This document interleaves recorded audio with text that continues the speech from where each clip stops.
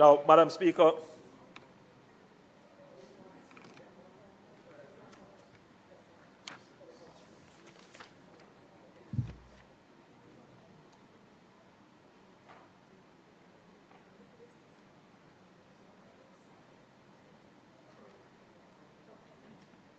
Madam Speaker, to speed the flow of humanitarian goods, the government had approached customs.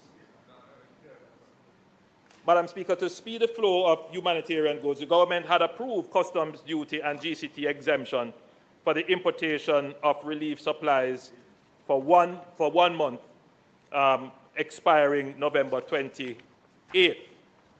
Recognizing that recovery efforts are ongoing and will extend beyond this 1 month period, we will extend this relief period by a further month to the end of December 2025.